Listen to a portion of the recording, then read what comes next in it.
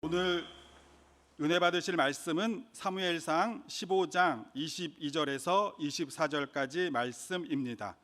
사무엘상 15장 22절에서 24절까지 말씀을 다 같이 봉독하겠습니다. 사무엘이 이르되 야훼께서 번제와 다른 제사를 그의 목소리를 청종하는 것을 좋아하심 같이 좋아하시겠나이까? 순종이 제사보다 낫고 듣는 것이 숫 양의 기름보다 나으니 이는 거역하는 것은 점치는 죄와 같고 완고한 것은 사신 우상에게 절하는 죄와 같음이라. 왕이 야훼의 말씀을 버렸으므로 야훼께서도 왕을 버려 왕이 되지 못하게 하셨나이다 하니, 사울이 사무엘에게 이르되 내가 범죄하였나이다. 내가 야훼의 명령과 당신의 말씀을 어긴 것은 내가 백성을 두려워하여 그들의 말을 청종하였음이니이다. 아멘. 할렐루야.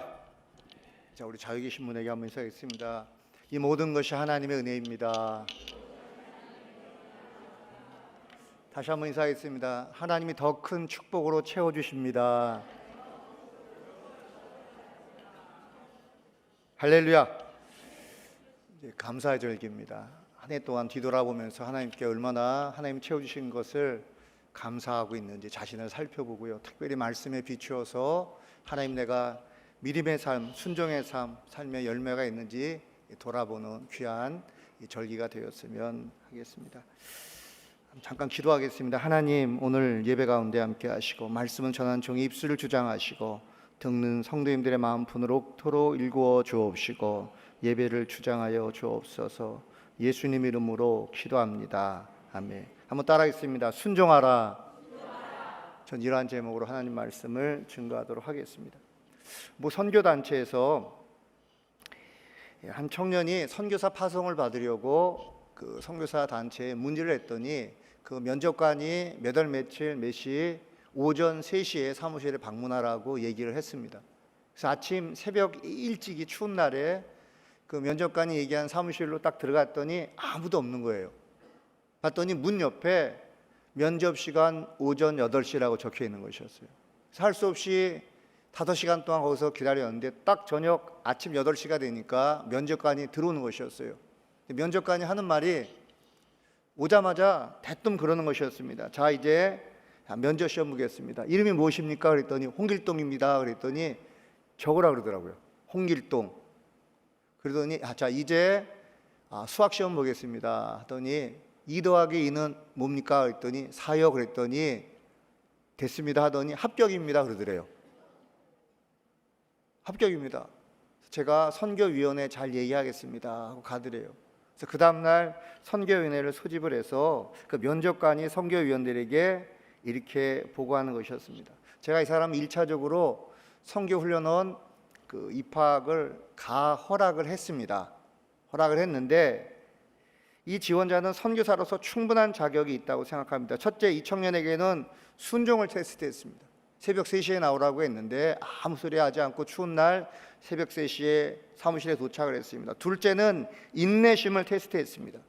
3시까지 오라고 해서 면접 시간이 오전 8시, 5시간 동안 기다리라고 했는데 한마디 불평하지 않고 집에 돌아가지 않고 그는 기다렸습니다. 셋째는 성품을 테스트했습니다. 면접관이 자신보다 5시간이나 늦게 왔음에도 불구하고 면접관에게 불평하거나 화를 내지 않았습니다. 네 번째로는 겸손함을 테스트했습니다. 어린아이라도 쉽게 답할 수 있는 문제를 냈는데 기분 나빠하지 않고 성실하게 거기에 대해서 답변을 했습니다 라고 했어요. 결국 이 청년은 선교훈련에 무사히 입학을 했는데, 근데 이 선교단체 면접관이 이 청년에게 이해할 수 없는 면접과 말도 안 되는 질문을 했던 가장 큰 이유는요, 앞으로 선교를 할 때 자신과 다른 이 지시를 내리렸을 때 진짜 순종하는지 그것을 보기 위해서 이 테스트를 내렸다는 것입니다. 여러분, 이런 순종과 인내심과 겸손함은요, 열국과 만방에 나와서 복음을 증거하는 선교사님에게만 해당되는 것이 아니라 예수 믿고 구원받은 모든 사람에게도 해당이 된다는 것입니다. 여러분 신앙생활하면서 예배드리죠, 찬양하죠, 몸된 성전 받들어 섬기는 각 부서에서 봉사를 하죠. 이 모든 것들이 사실 중요하지만 진짜 중요한 것은요, 하나님과 하나님 말씀에 절대적으로 순종하는 것이라는 것입니다. 간혹 설교를 들으면요, 자기 생각과 맞지 않으면 거부한 사람이 많습니다. 저거 나랑 해당이 안 돼, 나는 저렇게까지 하면서 신앙생활 할 수 없다고 하나님 말씀을 듣기 거부하는 사람들이 종종 있습니다. 여러분 이런 태도로는요 절대 구원받은 성도의 모습이 아니라는 것입니다. 한 해 동안 뒤돌아보면서 하나님이 얼마큼 우리에게 은혜를 주셨는지 이 추수감사절기에 진짜 내가 한 해 동안 되돌아보면서 하나님과 하나님 말씀에 순종하며 살았는지 자신을 돌아보는 계기가 되었으면 좋겠습니다. 첫 번째 생각할 것은요, 신앙생활의 순종이 최우선이라는 것입니다. 사무엘 선지자에게 어느 날 하나님 말씀이 임했습니다. 사울 왕에게 가서 아말렉과 전쟁을 벌여서 왕과 거기에 있는 모든 남녀노소와 짐승을 진멸하라는 명령을 내리셔서 그 말씀을 그대로 사울 왕에게 가서 사무엘 선지자가 전했어요.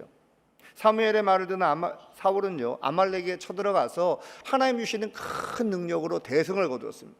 그런데요 아말렉의 아각이라고 하는 왕을 살려주었고 살찌고 기름진 짐승들을 한마디도 죽이지 않고 그대로 살려 주었다는 것입니다.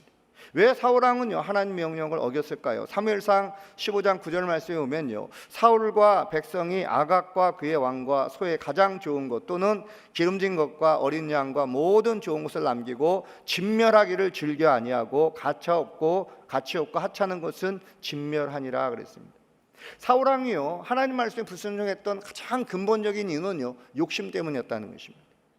여러분 욕심이 탁 들어가면요, 욕심이요 하나님 말씀을 불순종케 하는 모든 장애물이 된다는 것입니다. 돈에 대한 욕심이 강하면요 마땅히 드려야 될 헌금을 하나님께 드리지 않고 미루게 됩니다.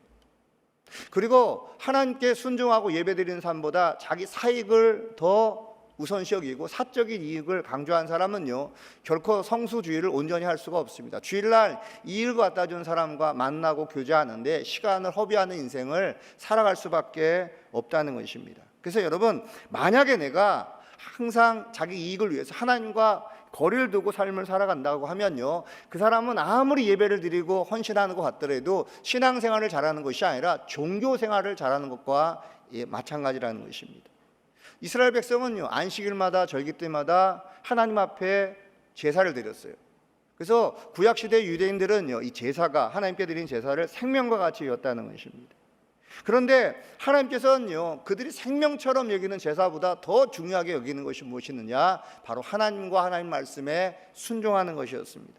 사무엘상 15장 22절 말씀 우리 다 같이 봉독하겠습니다. 사무엘이 이르되 야훼께서 번제와 다른 제사를 그의 목소리를 청종하는 것을 좋아하심 같이 좋아하시겠나이까. 순종이 제사보다 낫고 듣는 것이 순양의 기름보다 나으니.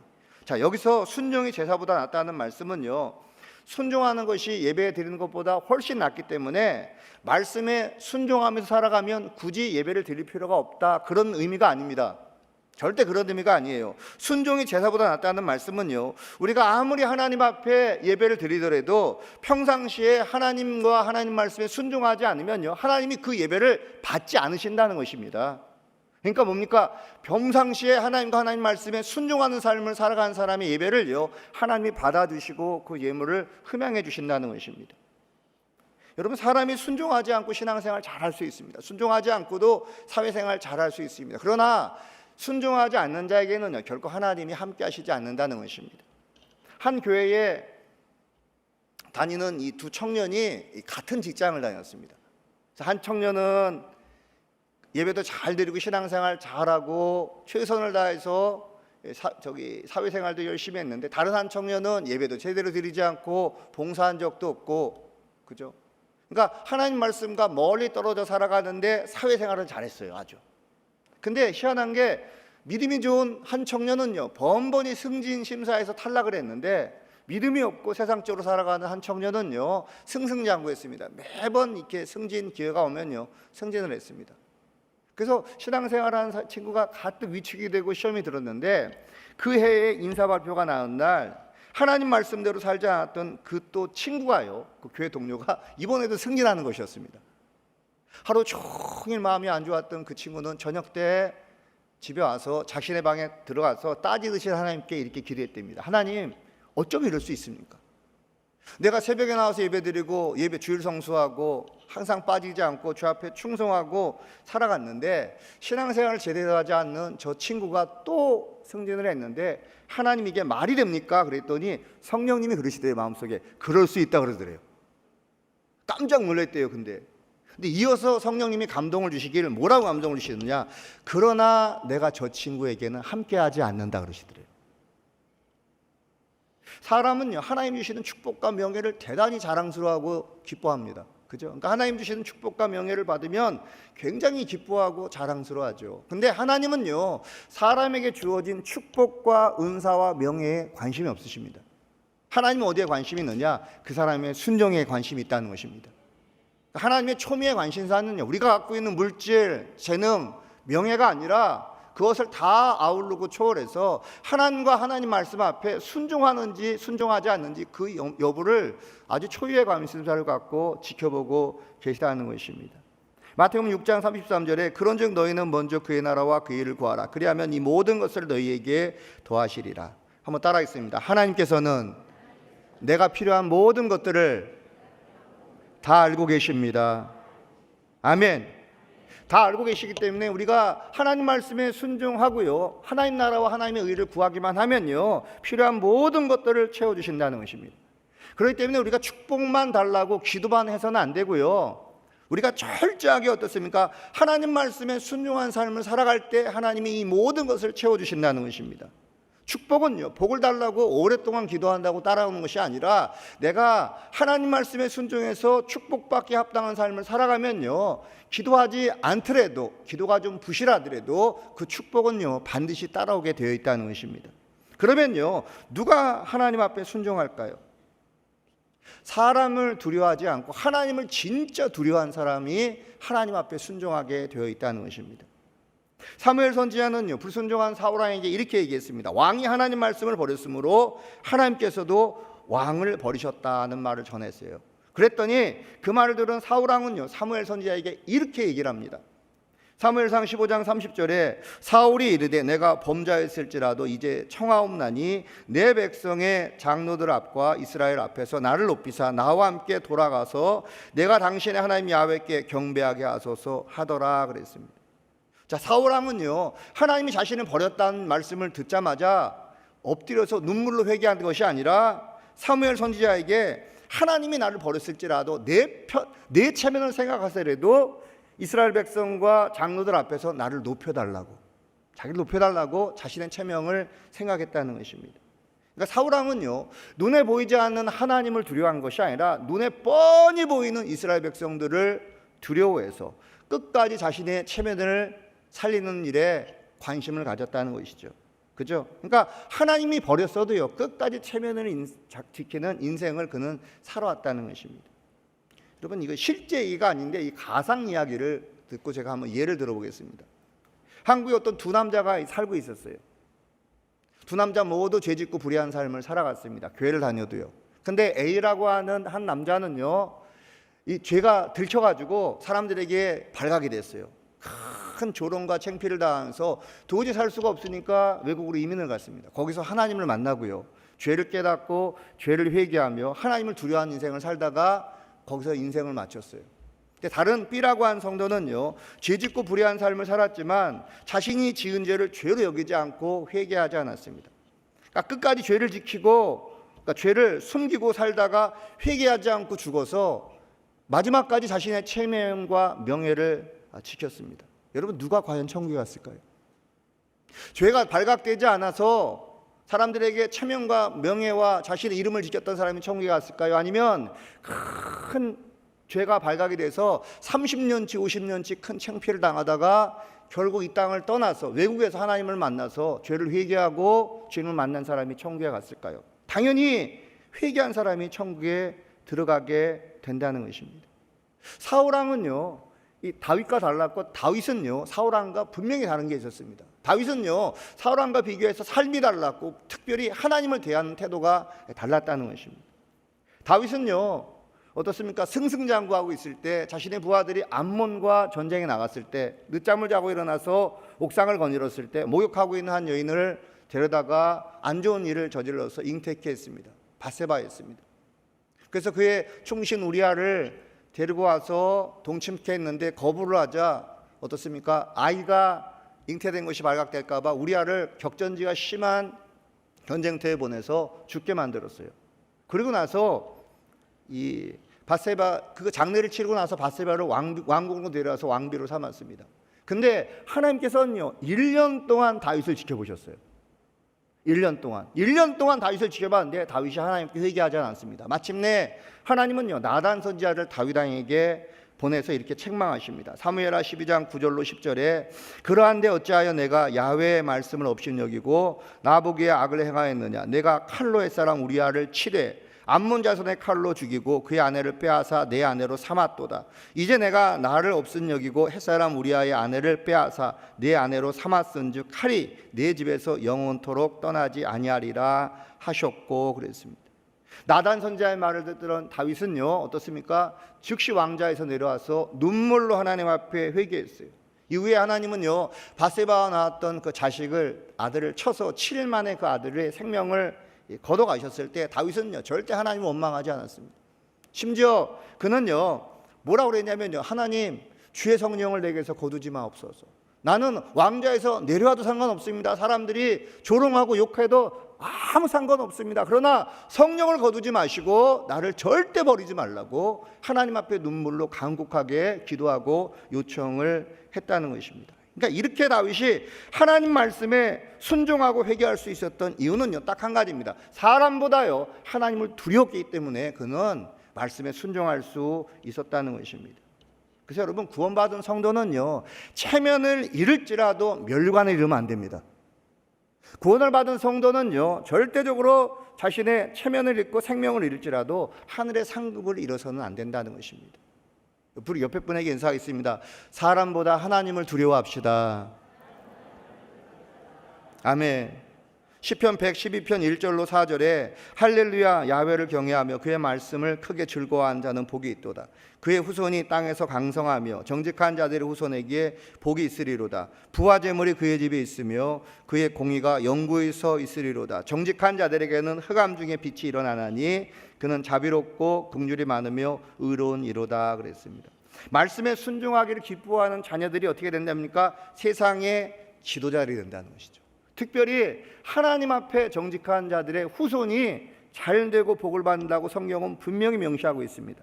하나님께서는요 정직한 자들의 후손에게 복을 주시고요 세상의 지도자로 삼아 주시고요 물질의 복을 주시고 흑암 가운데 그들을 건져내고 구원해 주시는 특별한 은총을 그 가문에 베풀어 주신다는 것입니다. 그러니까 자녀들이 세상에서 성공하는 것뿐만 아니라 우리 가족이 진짜 하나님을 사랑하고 말씀에 순종함으로 천대의 은혜가 끝없이 이어지도록 우리는 기도해야 된다는 것입니다. 그래서 하나님을 경외하고 계명을 크게 즐거워한 자들에게 복을 주신다고 하는 말씀은요 다시 말해서 하나님 계명에 순종한 자들에게 하나님이 축복을 주신다는 것입니다. 그래서 여러분 진짜 하나님 무서워하고요 하나님 눈치 많이 보고요 어제 5시간 기도했을지라도 오늘 한 번도 기도하지 않은 모습으로 하나님께 엎드리고요 은사를 열어주셔서 지혜의 말씀의 은사, 지식의 말씀의 은사, 영분별의 은사, 신의 은사, 각종 은사가 부어졌을지라도요 은사의 근원이 되신 하나님 앞에 갈급하고 가난한 마음으로 나간 사람이 하나님을 두려워한 사람이고요 하나님이 그들과 함께 하신다는 것입니다. 두 번째 따라하겠습니다. 순종할 때 역사가 일어납니다. 세계적인 기독작가이자 복음주의 운동가인 존 비비어 목사님 쓰신 순종이라고 하는 책이 있습니다. 거기에 나오는 간증을 제가 말씀드릴게요. 존 비비어 목사님이 목사 안수 받기 전에 한 교회 담임 목사님을 근거리에서 섬기는 일을 감당했습니다. 처음에는 교회에 담임 목사님 가까이서 일하는 거에 대해서 하나님께 참으로 감사했어요. 근데 시간이 지나니까 교회와 담임 목사님에 대해서 원망 불평이 조금씩 쌓이게 되었습니다. 근데 원망 불평이 생긴 이후에요 어떤 현상이 벌어졌느냐 예배 시간에 목사님의 설교가 귀에 들어오지 않았습니다. 은혜가 되지 않았어요. 뭡니까? 더 이상 예배 시간에 영적 공급을 받지 못하고 심령이 비쩍비쩍 말라갔다는 것입니다. 어느 날 기도를 하는데 성령님께서 존 비비어에게 이렇게 말씀하셨습니다. 문제는 다른 사람에게 있는 것이 아니라 바로 너에게 있다. 이사야 1장 19절로 20절 말씀을 보라. 너희가 즐겨 순종하면 땅의 아름다운 소산을 먹을 것이요 너희가 거절하여 배반하면 칼에 삼켜지리니 야훼의 입의 말씀이니라. 즐겨 순종한다는 것은 내 태도를 말하는데 내 태도가 지금 불순하다. 순종했지만 말로만 순종한다 그랬지 절대 즐겨 순종하지 않았다. 그래서 내가 지금 교회에서 예배를 드리고 봉사를 하고 헌신을 해도 영적으로 공급받지 못하는 이유다. 그 얘기를 듣고 존 비비어 목사님은요, 무릎을 꿇고 하나님께 회개했어요. 하나님, 내가 내 잘난 줄 알고 내 눈에 들지 않는다고 사람들을 욕하고 마음은 문을 닫았는데 내가 진짜 잘못했습니다 하고 엎드렸어요. 근데 그 다음 주일날부터 예배를 드리는데 은혜가 쏟아지고 설교에 하나님의 영광이 나타나고요, 그의 신앙이요 일치월장하고 첫사랑이 회복되는 큰 은혜를 체험하게 되었다는 것입니다. 그래서 그가 존 비어 목사님이 하나님께 세우신 권위에 즐겨 순종함으로써 하나님으로부터 다시 영적인 필요를 얻고 이 땅에서 하나님 주시는 아름다운 영적인 소산을 먹게 되었다는 것입니다. 분명한 것은요, 우리가 하나님과 하나님 말씀에 순종할 때 하나님이 축복하십니다. 그리고요, 어떤 조직이나 어떤 구역이나 어떤 환경 가운데서도 하나님이 세우신 권위에 순종할 때 우리에게 막혔던 영적인 공급이 이루어지고요, 하나님의 역사가 삶 가운데 다시금 회복되고 우리 가운데 부어지게 된다는 것입니다. 제가 2010년에 그 스모금 상파울로 교회 브라질 선교사로 파송을 해서 올 3월 1일까지 3월 11일 날 귀국을 했는데 한 13년, 만 13년 동안 제가 브라질 선교사로 사역하다가 지금 선교기에 와서 670여 선교사님들을 지금 섬기고 있습니다. 그때 이 교민 목회를 하고요, 북쪽 지방에 저희 지교회가 원주민 선교사가 7개 있었는데 거기서 항상 북쪽에 선교, 단기 선교, 의료 선교하고 자주 가서 그들을 재교육시키고 했던 사역을 계속해서 13년 동안 감당을 했습니다. 근데 이 교민 선교를 해서 얻은 그것들을 원주민 선교에 항상 이렇게 지원했던 사역이 지금도 기억나는데, 이 교민 목회를 할 때 기억나는 사람이 한두 명 있었어요. 교회 내에서 한 몇몇 성도님들이 모 단체에 가서 무슨 훈련을 받고 오셨는데, 훈련을 받고 온 이후로 이상하게 교인들이랑 화합하지 못하고요, 그리고 어떻습니까? 굉장히 태도가 바뀌는 것을 보았습니다.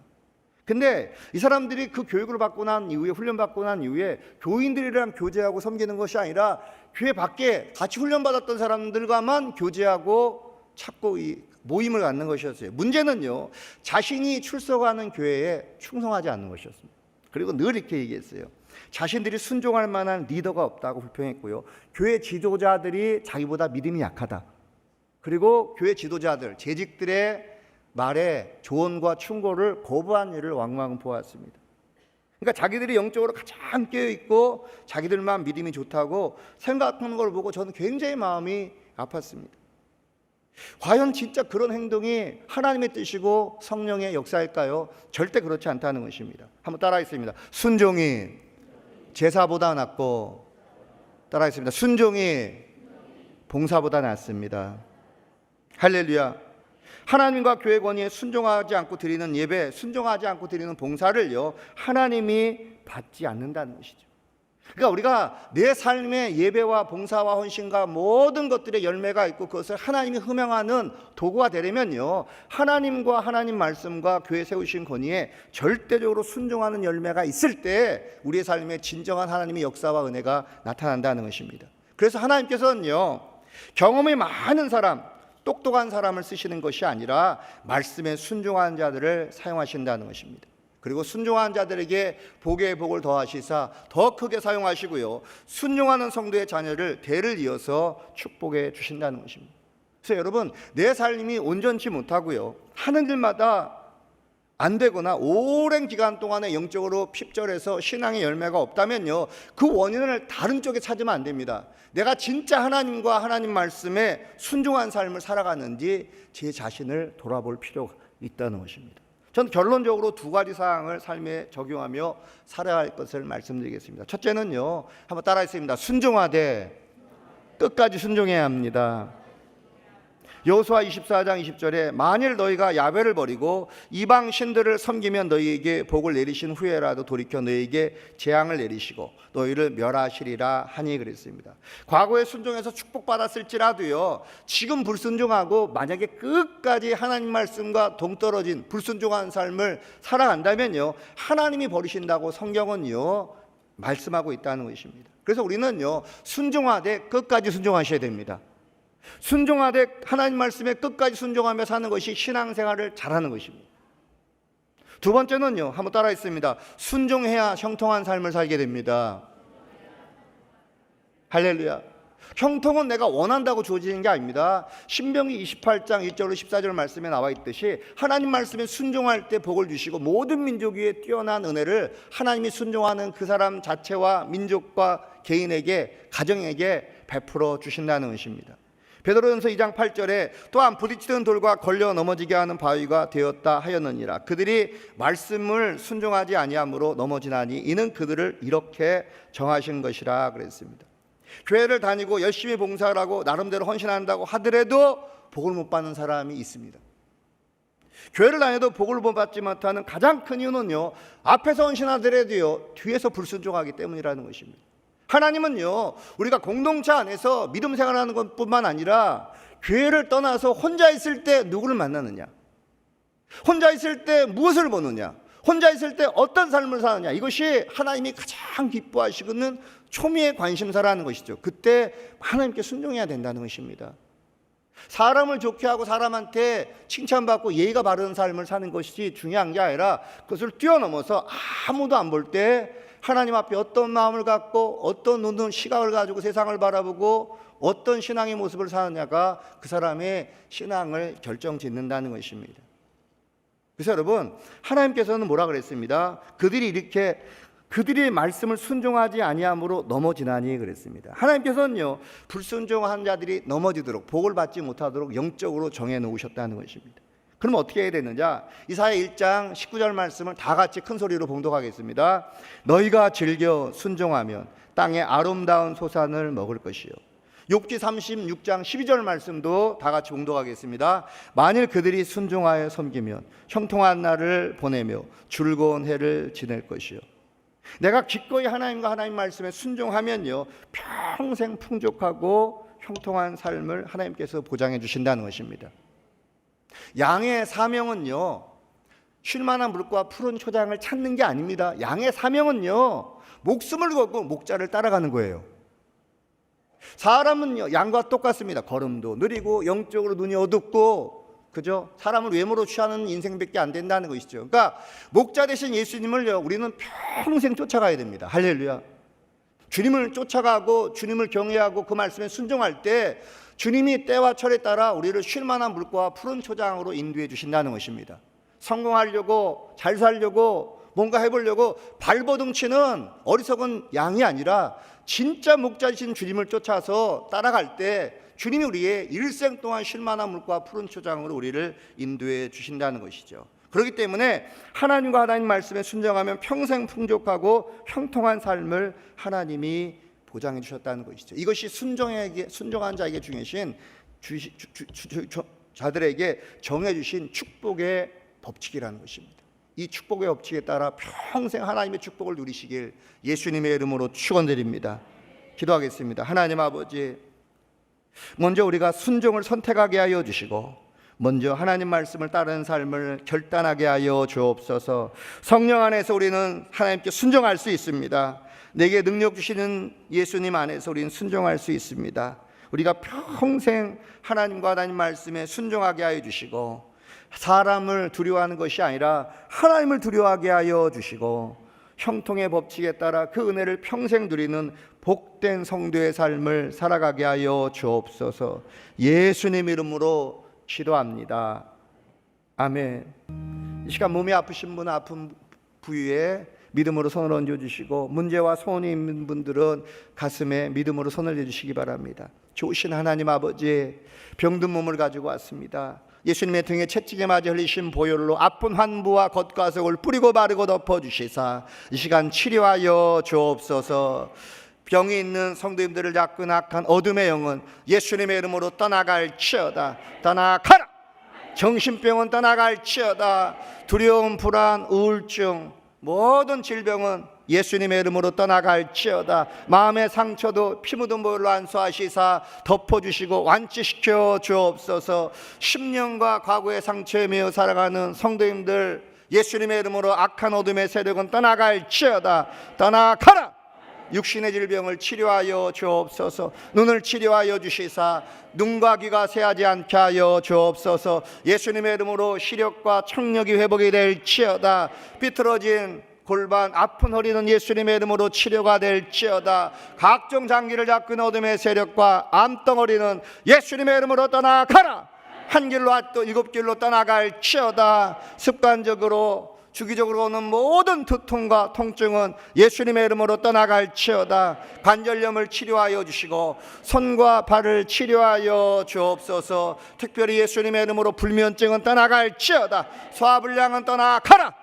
골수골수 마디마디를 치료하여 주시고 강건하게 하여 주옵시고 온전케 하여 주옵소서. 이 시간 자녀의 문제, 사업의 문제, 법적인 문제, 말할 수 없는 문제 가지고 나와서 기도하였고 중심의 소나무 아래 싸우니 응답하여 주옵소서. 예수님의 이름으로 문제는 떠나가라. 한 길로 왔다 7길로 떠나갈지어다. 자녀의 문제를 해결해 주시고 사업의 문을 열어주시고 지혜를 더하여 주시고 돕는 자를 구름대처럼 보내주시고 천대 이르는 축복을 더하여 주시고 하나님 손대고 발대는 넓어지는 야베스의 지경이 넓혀지는 복을 주시고 자녀의 축복권 하나님 아버지 평생 아브라함의 축복이 떠나지 않는 복된 인생을 살아가게 하여 주옵소서. 우리의 질병을 고쳐주심을 감사합니다. 우리의 문제와 소원을 응답해 주심을 감사합니다. 예수님의 이름으로 기도합니다.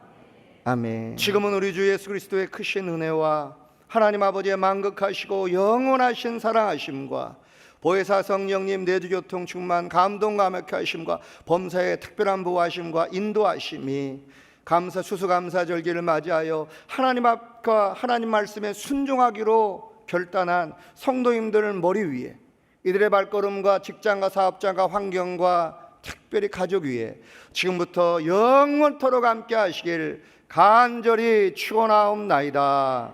아멘.